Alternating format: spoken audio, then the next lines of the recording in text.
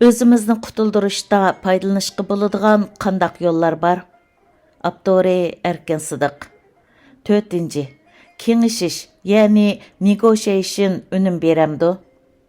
Rəhimsiz diktatorning hukmronlik ostida qolganda, ba'zilar bizning boshqa amalimiz yo'q deb bo'ysunish yo'lini tanlaydi.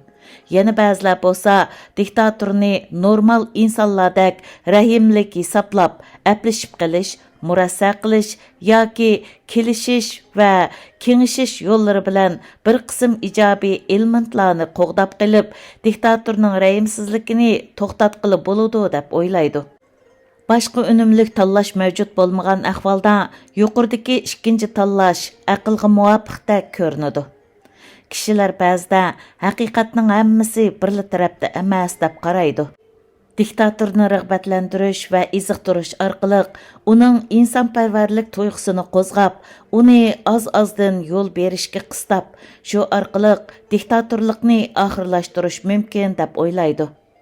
Diktatorga qo'sh g'alba yo'lini ko'rsatib berib, har ikki taraf ma'lum foydaga erishadigan tanlash orqali diktatorni avashga keltirgili bo'ladi deb o'ylaydi. Ezilguchi xalq tinchlik asosidagi murassa qilish yo'lini tanlasa, davomli kurash qilgandagi zarursiz xavf-xatar va o'ngsizliklardan saqlanadigan bo'ladi deb o'ylaydi.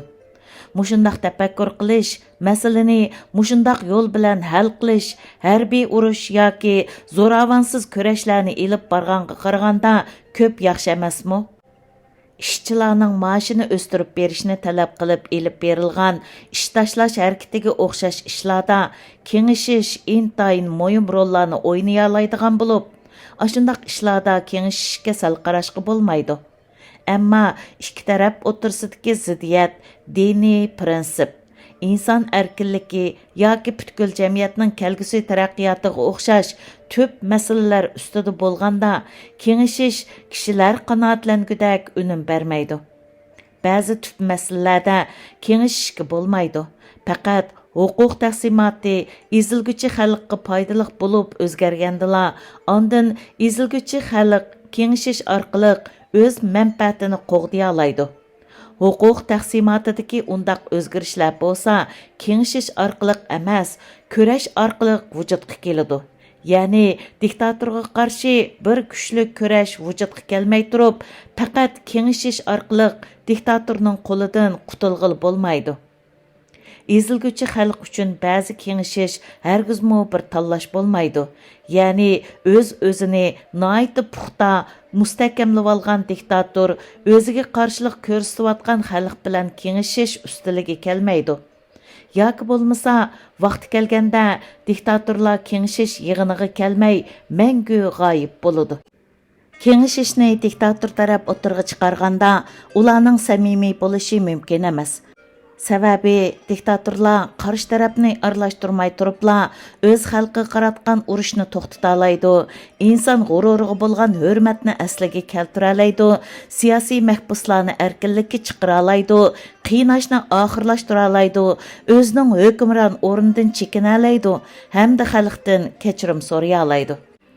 Diktatorning o'rni mustahkam bo'lib, ezilgan xalqning qarshilik ko'rsatish kurashlaridan ichi pushgan vaqtda diktator taraf xalqni kengishish hosil qilishga chaqirib, tinchlikni vujudga keltirish bahonasida xalqni taslim qildirishga urinishi mumkin.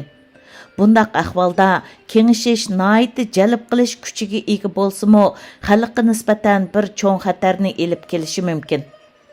Yana bir tarafdan, agar qarshilik ko'rsatguchi taraf noiti kuchli bo'lib, diktatorning hukmronlik o'rni tahdidga duch kelganda, diktator taraf o'z huquqini va o'z boyligini saqlab qolish uchun qarshi tarafni kengishish hosil qilishga taklif qilishi mumkin. Ezilgan xalq bundaq ahvoldami diktatorning o'z maqsadiga yetib olishining oldini olishi kerak. Kengishish qarma-qarshi ikki taraf barobarlik asosida bir ustalda o'ltirib, o'ttirda ziddiyat paydo qilgan masalalarni so'zlashish orqali hal qilish degandan derak bermaydi. Bu yerda mundaq ikki narsani asdan chiqarmaslik kerak. Birinchi, kengishishda utib chiqadig'ini qarama-qarshi fikrlardagi va o'xshamagan maqsadlardagi bakrak adil bo'lgan taraf bo'lmaydi. Ikkinchi, kengishishning natijasini belgilaydig'ini asosan huquqning ikki tarafdagi taqsimot ahvoli bo'ladi. Shunglashqa oldi bilan tövendikidek savollarga javob tepib qo'yish to'liq zarur. Keyincha, kengishishda qarshi taraf bilan bir kelishim hosil qilg'il bo'lmay qolsa, biz qanday qilamiz? Agar kelishim hosil qilib bo'lgandan keyin qarshi taraf va'dasini buzib, o'z kuchidan foydalanib, faqat o'z manfaatini qo'g'lashsa, uningga qanday taqobil turamiz?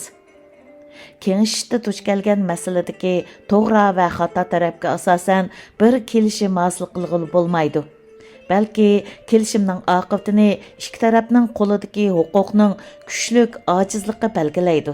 Shunglashqa siz bir kelishimni vujudga keltirish uchun o'z manfaatingizni qanchalik qurbon qilishga rozi degan savolga oldin javob tepib qo'yishingiz kerak.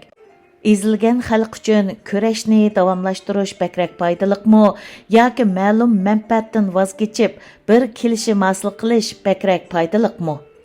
Diktatorlar ahvolni o'zi kontrol qila oladigan huquqdan ayrilib qoladi ekan, ular boshqa huquq, o'rin, boyliq, jamiyatni o'zgartirish va shuningga o'xshash nurg'un imtiyozlardan ayrilib qoladi. Shunglashqa ular kengishishda o'zida bor imtiyozni saqlab qolishga butun kuchi bilan tirishadi. Ular oldida va'da berib qo'yib, ondan u va'dasidan tenib olishdan hargizmi bosh tortmaydi. Qisqasi, ezilgan xalqning diktatorga qarshi ko'rishini to'xtatishi hargizmi ularning ezilish darajasini to'vallatib qolmaydi. Ziddiyatlik masala tüp masala bo'lganda hal qilg'uch rol o'ynaydig'ini kengishish emas, balki qarshilik ko'zitish ko'rishidan iboratdir.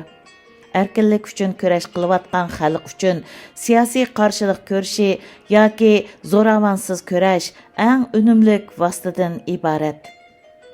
Yuqoridagisi kitobdagi mazmunlar.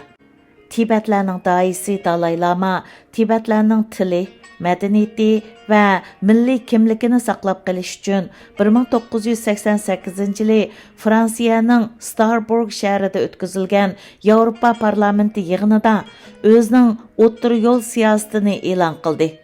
Bu siyosatning maqsadi Tibetlarning mustaqil bo'lish g'oyasidan voz kechib, Xitoy Kompartiyasi hokimiyati bilan dialog qurish orqali Tibet uchun haqiqiy avtonomiya salohiyatini qo'lga keltirish bo'ldi.